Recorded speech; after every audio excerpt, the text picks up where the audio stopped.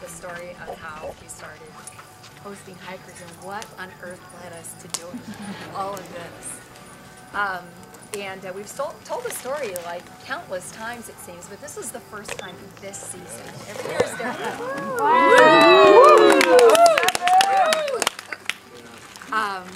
Anyway, the story begins on May 31st, 1997.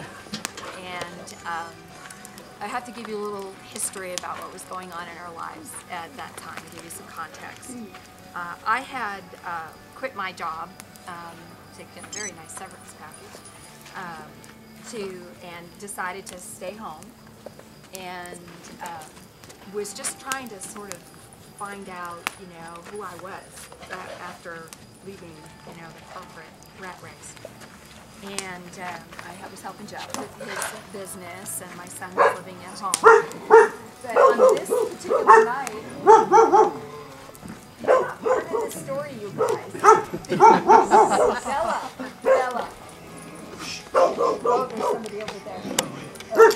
Okay. It might be Fester. Ghost. There's just some folks over there.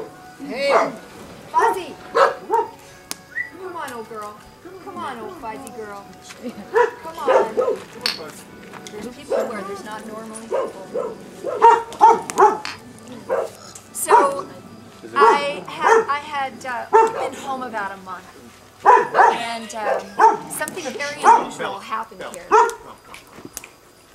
Bella, we might have to lock them up, maybe. And that was that I was going to be home alone. It was a Saturday night, and we had had very high temperatures already. We had already been up into the hundreds, and you know, which is very high for that time of year. But the strange thing was, I was going to be home alone because he was going to an all-night bachelor party. Yeah. That's another story that's never been told. And he was supposed to spend the night there, and my son was at his dad's for the weekend. So I found myself on this very nice Saturday evening, you know, kind of with nothing to do. And it was one of those nights that just sort of calls you out, that you want to go out and do something. So I started calling all my girlfriends, thinking, hey, Saturday night, let's go out, let's do something. Well, I kind of forgot that we're all married and have kids and things like that. So I dialed everybody, and nobody could come out and play. And so I was kind of stuck on my own. So not wanting to just sit at home and watch TV and do something boring, I had seen some signs for a powwow down at Vasquez Rocks. And it said something about, you know, it was going till like 10 o'clock, and, you know, food and entertainment and all this. There was a sign out front. So I thought, well, I'll go there. But for some reason, which we can't remember, because we had several vehicles at the time, the only vehicle that was working or that I was willing to drive, he had. So I had to walk all the way to Vasquez Rocks. And I'll have you know, I was really, really proud of myself. And when I think back on that, it is funny, but I was actually like, oh, walk down. Did you yo-yo that? I did. So, you know, it was probably about 7-ish or so. It was still light out. I walked down there. He's gone. And as I go in at the gate to pay the money, this guy at the gate tells me that, well, they couldn't get the permits to stay open later, something about insurance or whatever. So the event was just about to close down, but I could, you know, still go in. So I did. I went in, and it was really beautiful. If you can imagine a powwow in that area of Vasquez Rocks, it was really gorgeous. So I watched the last couple of dances, and well, that was it. It was over. So I thought, okay, now what? There was no food, there was, you know, nothing, and I didn't want to come home and eat some TV dinner all by myself. So I thought, well, I'll go to the pizza place, and I'll you know, get something to eat there. Now the pizza place it didn't have that corner area. It was just a little tiny little room. They later expanded and made it a lot bigger. But I go over to the pizza place and I order up some chicken. And just so you know, oh, thank you very much. Makes the story a lot better. Oh, no, it's a good story. You had to start with these a lot earlier to make the story out much better. But, very tasty. Thank you. Welcome. So, I don't know why some of the hikers really find the part about the chicken interesting, but that's hikers for you. One guy was sitting there one night going, chicken, how was it cooked? So I order up this roasted chicken, and I'm sitting there, and in walks this couple, and they really Now, we'll back up a little bit more and say that when we moved in here, we had been here just about a year at this point, just a little over a year. And the first year we moved in, we saw what we now know were hikers down in town. But then we didn't know about the hikers, and we just saw what we thought were Agudosi's homeless people. Hanging around the liquor store, sitting on the porch, and some of them were very nattily dressed, but they were all very dirty. And I thought, well, some of them looked like, well, maybe they had just gotten extraordinarily dirty on a day hike at Vasquez Rocks. I just thought, how did you manage to get that dirty? But never registered. One time I had ridden my mountain bike down into the canyon on the PCT and a cross hiker.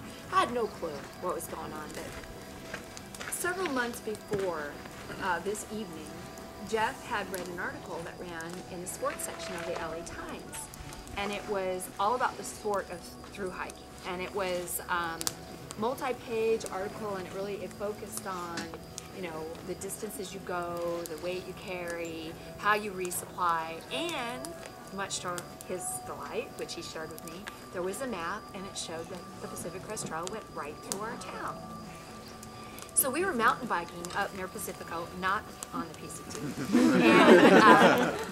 And he saw the sign, directing it of the blaze going up towards the trail there, and he remembered the article, and he started telling me. So we're riding along, and he's telling me all about this. I'm going, you're kidding. You are kidding me. And, he's saying like they're doing marathons every day, carrying all their weight, and we had both supported the Santa Clarita Marathon when my friends had a station there on mile 16, and for years we'd go out and support the marathon, and I'd never been involved with that kind of thing before, and one of the most astonishing things to me was that people would come and line the streets to cheer on complete strangers. It didn't matter how fast they were, whether they were the walkers or the runners in the wheelchairs or whatever. People would just come out and cheer the people in the marathon. And, we're talking about, my gosh, these guys are doing this every day, day after day, carrying weight on their back, and they get here to town and they look like, and are probably being treated like, homeless people, And this just didn't seem right with us. And we talked about it and said, well, gee, maybe we should, look, next time talk to them at least, do something. So anyway, so here I am sitting in the pizza place waiting for my chicken, and this couple walks in, and it's like, oh, those are those hikers Jeff was telling me about. Boy, now I know that these are the hikers, so they're not paying any attention to me. So they go over to the counter, even before they ordered a pizza. They're asking about these three guys. Have you seen these three guys? Anybody seen them? Anybody seen them? It's like, no, nobody'd seen these three guys. And they were just crestfallen. You could tell they were really disappointed that they missed these guys. So they discussed amongst themselves that, well, what do we do? Okay, so they decide to order the pizza. They order a pizza. And mind you, I have nothing better to do than to eavesdrop on all of this. It is a tiny place, but I had nothing to do that night. So anyway, they order their pizza and then they go to wash up. Now, from where I'm sitting, I can see the bathroom door. Well, they don't close the bathroom.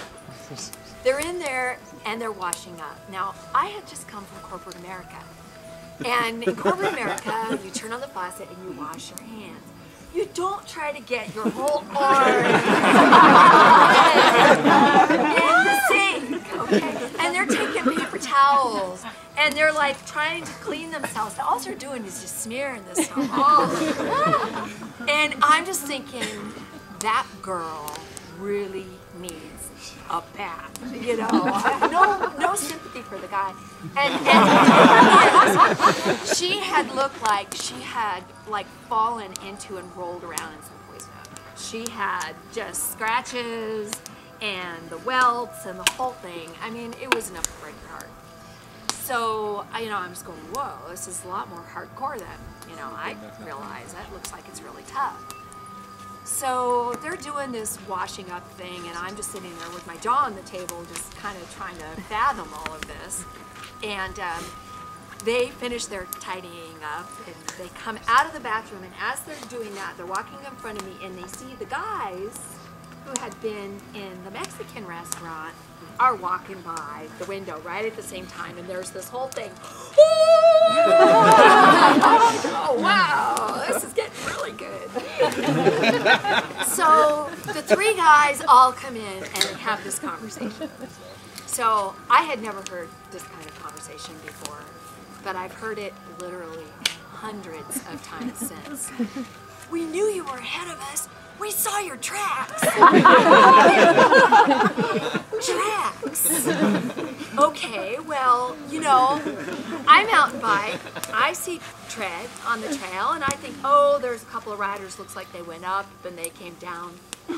But I don't know who they are, by their tread, So I'm like, this is completely amazing to me that they can identify each other. I think, what do? They sit around the fire at night going,